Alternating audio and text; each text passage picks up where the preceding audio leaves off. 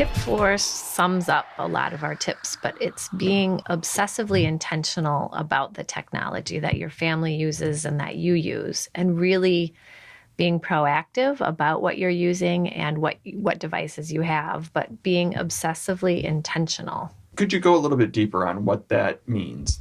Sure. So for all kids, that would be being choosy about the technology that you do let into your house.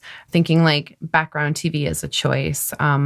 Thinking about things like child development and appropriateness. What are they ready for? What are their interests? What kind of privacy and safety concerns do I have to think about? Like, I have littles at home, so I really need to be focusing on the basics. What kind of media am I going to let in that allows them, for my little, it's going to be focusing on letters and numbers and empathy, kindness, those kinds of things. For my older one, I know that she's really interested in making and doing. So what kind of technology can I let in that would help foster that passion of hers, but is also still appropriate? So like my little, I instantly look to the PBS stuff. PBS does a great job putting out content that I can guarantee is going to be safe. Peg Plus Cat is always a win in our house.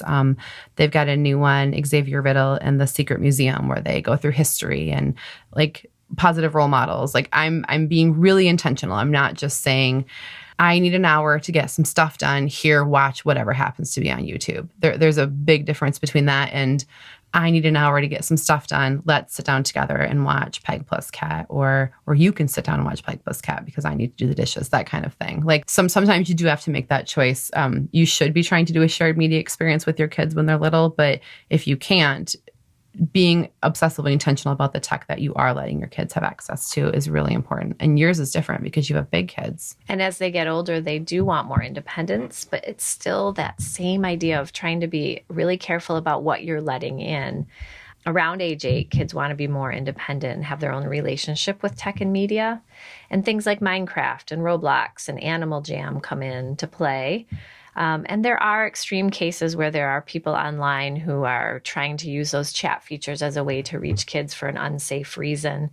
That's not the norm, and that's rare. But having discussions with your kids about that, if they're using a chat feature on any of those types of games, what kind of conversations are happening? Are they safe? Are they kind? Helping them monitor and, first of all, decide if you want those features to be available to your kids, and letting them know that those same things we talked about, that these games are designed to keep them playing as long as possible. So helping them and modeling for them and putting into place stopping points so that they don't get sucked in and are playing and playing. But it becomes a different type of involvement because kids do want to have more say as they get older, but still being careful that you're modeling and helping kids make choices that work with your family's values around tech.